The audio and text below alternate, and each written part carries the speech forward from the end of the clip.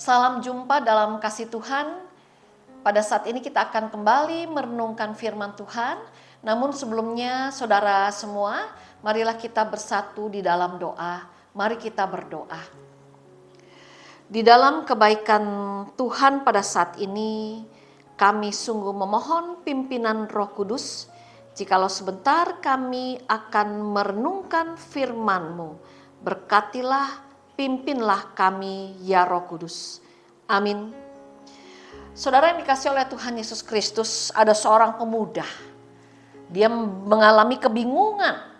Dia bingung kenapa setiap ia suka dengan seorang perempuan, tidak ada seorang perempuan yang disukainya itu yang menyatakan diri bersedia untuk menikah dengannya. Padahal pemuda ini merasa bahwa dari segi pendapatan, dia punya pendapatan yang sudah cukup oke. Dia merasa punya kepribadian pun sudah oke. Dia sudah merasa di dalam kehidupannya juga punya keluarga yang baik-baik. Semuanya serba oke. Tapi kenapa tidak ada satu orang wanita pun yang ia sukai, yang bersedia untuk menjadi kekasihnya, apalagi menikah dengannya. Nah, pada suatu kali pada akhirnya pemuda ini pun curhat dengan rekan-rekannya. Lalu salah seorang temannya mengatakan, "Bro, aku kasih tahu ya, kenapa selalu cintamu ditolak oleh banyak wanita yang kamu sukai? Itu dikarenakan sebenarnya karena bentuk wajah kamu yang tidak proporsional. Coba deh nanti kamu berkaca di rumah. Perhatikan baik-baik hidung kamu. Lubang hidung kamu itu terlalu besar. Jadi usul saya baiknya permaklah hidungmu. Toh kamu punya uang yang cukup banyak dan dijamin nanti setelah kamu melakukan operasi atas hidungmu, memperkecil lubang hidungmu, maka akan banyak perempuan yang akan menyukaimu." Nah, saudara, pada akhirnya karena dia begitu ingin mempunyai kekasih, ingin bisa segera menikah, maka pemuda ini tanpa berpikir panjang dia segera mencari dokter yang bisa mengubah bentuk hidungnya. Nah, saudara, pada akhirnya singkat cerita, pemuda ini pun melakukan tindak operasi pada hidungnya. Dan apa yang terjadi? Ternyata tindakan pemuda tadi memermak hidungnya, merubah bentuk hidungnya, justru membuat bentuk wajahnya semakin tidak proporsional. Justru membuat bentuk wajahnya menjadi aneh. Dan pada akhirnya pemuda ini menyesal luar biasa. Dan dia mengatakan pada teman-temannya, "Andai saja saya mau bersyukur atas pemberian Tuhan. Andai saja saya mau sabar menanti datangnya sang kekasih.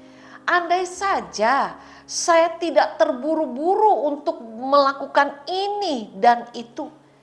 Semua hal yang buruk tidak akan terjadi dalam hidup saya." Saudara, diakui atau tidak, kadang kita juga bersikap sama dengan pemuda tadi. Tidak bersyukur atas apa yang sudah Tuhan berikan kepada kita. Tidak sabar untuk membiarkan rencananya terjadi dalam hidup kita. Dalam hidup ini, saya dan saudara seringkali menjadi anak-anak Tuhan yang suka mengambil jalan sendiri tanpa melibatkan Tuhan. Roma 16 ayat yang ke-25, firman Tuhan mengatakan demikian. "Ada jalan yang disangka lurus, tetapi ujungnya menuju maut." Nah, pada hari ini, pada saat ini, kita diingatkan, perencanaan apapun yang kita buat, yang kita putuskan, yang kita rencanakan, baiknya tidak didasari hanya oleh pemikiran kita semata, hanya berdasarkan pemikiran kita semata, hanya berdasarkan perasaan kita semata, hanya berdasarkan apa kata orang, tetapi jalan apapun yang kita rencanakan, jalan apapun yang akan kita tempuh, agar kita tidak menjadi kecewa karena keputusan yang sudah kita buat, agar kita tidak menjadi rugi karena kita pada akhirnya mencelakakan diri sendiri. Marilah saudara, kita melibatkan Tuhan, menyertakan Tuhan dalam perencanaan apapun yang kita buat. Biarlah kita membiarkan Tuhan yang menolong kita. Biarlah Tuhan yang akan memampukan kita untuk kita masuk dalam rencananya, sehingga kita tidak akan mengalami ada jalan yang disangka lurus tetapi ujungnya menuju maut. Biarlah Tuhan yang akan menolong saudara dan saya. Jalan apapun yang kita rencanakan, jalan apapun yang akan kita jalani, sertakan Tuhan. Tuhan Yesus memberkati kita sekalian. Amin.